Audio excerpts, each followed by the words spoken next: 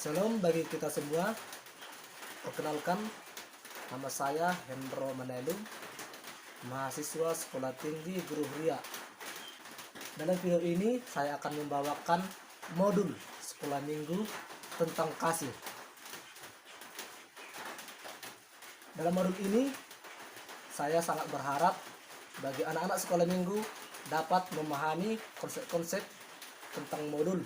Bahkan setelah memahami, anak-anak sekolah minggu dapat menerapkannya dalam kehidupan sehari-hari.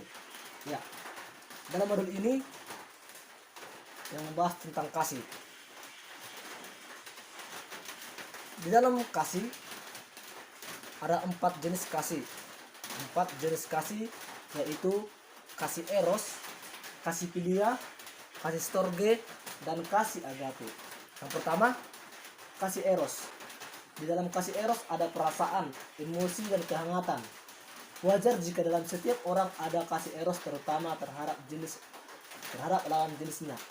Tetapi kasih eros sangat tidak stabil dan mudah berubah. Artinya di sini kasih eros adalah contohnya yaitu kasih dalam pacaran. Setiap orang yang mengalami pacaran belum tentu memiliki kasih yang stabil. Mereka mungkin dapat mengalami pertikaian, perdebatan dalam hubungan mereka meskipun didasari dengan kasih eros. Yang kedua, kasih philia. Kasih philia adalah kasih persaudaraan yang di dalamnya ada emosi dan kesetiakawanan. Kasih yang mendasari hubungan teman ini juga sifatnya tidak stabil. Buktinya dapat menjadi permusuhan antara teman dekat sekalipun. Ya, dalam kasih philia yaitu dalam persaudaraan. Misalnya persahabatan atau pertemanan. Dalam persahabatan ini mungkin sebaik apapun persahabatan mereka, namun suatu ketika mereka akan mengalami permusuhan karena mungkin dalam hal apapun atau dalam hal masalah kecil apapun itu bisa terjadi. Maka kasih philia yaitu tidak stabil, dapat menjadi permusuhan antara teman dekat sekalipun. Yang ketiga, kasih storge. Kasih storge adalah kasih karena ikatan darah, misalnya antara ibu dan anak, ayah dan anak, atau ikatan darah lainnya.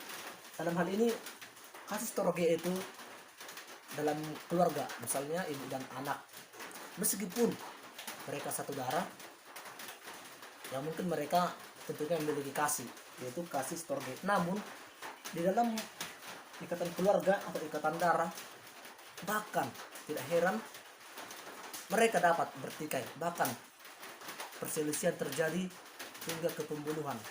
Itu makanya disebut, meskipun kasih ikatan darah atau kasih storge tidak stabil, tidak seperti kasih agape.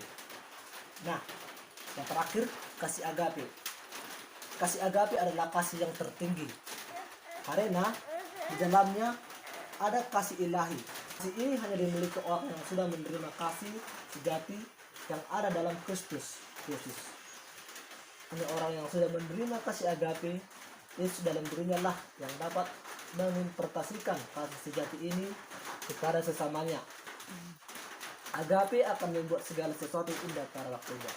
Nah, ada 4 jenis kasih, yaitu kasih eros, philia, storge, dan agape. Namun ketiga kasih ini yaitu kasih eros, philia, storge ada dalam diri manusia.